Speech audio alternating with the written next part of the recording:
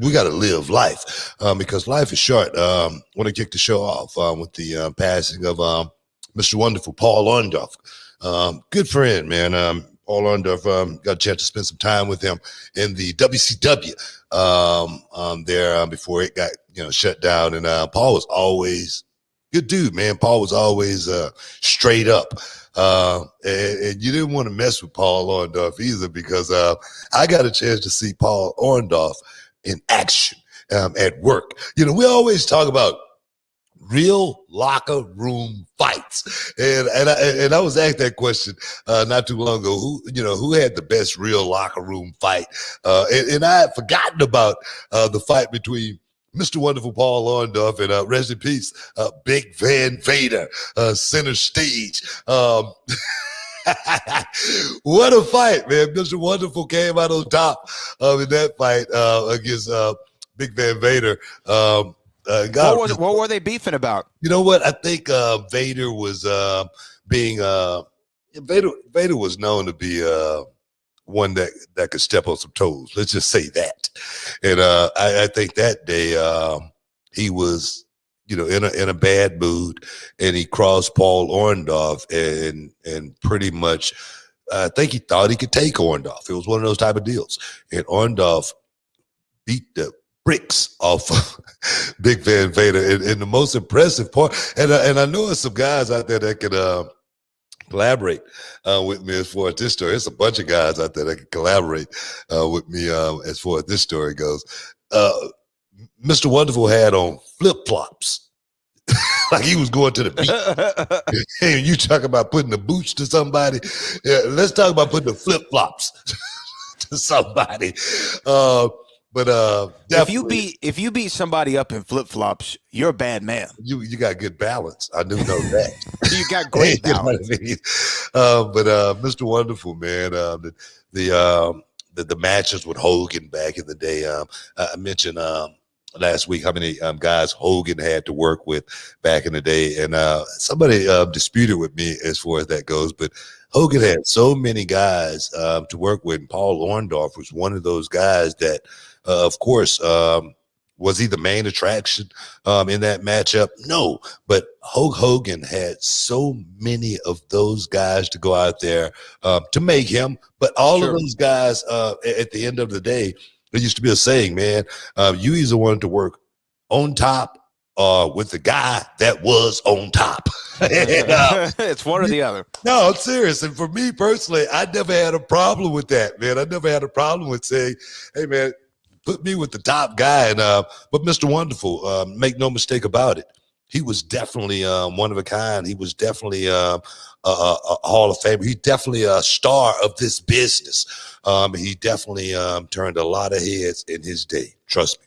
I mean, when you think of pro wrestler, you think of somebody who looks like Paul Orndorff, Mr. Wonderful. Go through his stats a little bit. He is a WWE Hall of Famer, of course, in the Cauliflower Alley Club Hall of Fame. Also, he's a 3-time Hall of Famer book. I don't know if you know this, but he's in the NWA Hall of Fame. Actually, he's also in the Football Hall of Fame for the University of Tampa as well. So this guy definitely had an incredible career, both as a pro wrestler and as a football player. But when you think about Paul Orndorff, for me, I think about Mr. Wonderful. I think about Hogan, which I think that year was called the Feud of the Year in 1986. But I also think of, when you think of that, he was a part of WrestleMania 1, main event. Him and Roddy Piper, along with Cowboy Bob Orton, versus Hogan and Mr. T. Yeah. Right? I mean, it doesn't. That was the first WrestleMania. So without that, without having the right person across the ring from you, what you do really doesn't matter all that much. And Paul Orndorff and Roddy Piper together, we wanted to see this team get taken down, and who better to do it than the Hulkster with Mr. T. So Orndorff essentially is partially responsible for WWE as we know it today, if you look at it that way. No, he definitely was one of the carpenters of the business. No one can dispute what Paul Orndorff did for the business. He was one of those guys that you love to hate. And he, his son put something out and said that if you was one of the people that hated Paul, Mr. Wonderful Orndorff, he loved you for it. Right. And that right there is the true heel of the business right there. Going out there, accepting, nothing but, the the fans, boos and whatnot. The guy that don't want the T-shirt, the guy that wanted to be the ultimate heel. That was Paul Orndorff, man. Had so many good times working against a pretty wonderful Paul Orndorff and Paul Roma back in the day in WCW overseas tours, and great times working with Paul Orndorff. 71 years old. Passed away, and he lived a full life, but he will definitely be well missed. Definitely be missed. And through wrestling, he'll live forever. He'll definitely live forever. He's not one to be forgotten at all. So, rest in peace to the legend of Mr. Wonderful. What a great nickname, too. We talk about a great moniker, Mr. Wonderful. Sounds Think about great. Phil Davis. Phil Davis stole that. That's right. From the one and only Mr. Wonderful Paul Orndorff. Man, like I say, Paul had great charisma, great style. Everything about Paul Orndorff was, like I say, in that box, star. You know what I mean? I'm serious. So I just want to say that about Paul Orndorff because he's one of those guys. Another guy, Chris Youngblood. A lot of people maybe don't remember the Youngbloods from back in the day, but I wrestled with the Youngbloods back in the Global Wrestling Federation. They worked all the independent scenes back in the day. Chris Youngblood, he passed away. And I just want to mention that because anytime we lose a soldier in this business, he should be mentioned. He should be honored.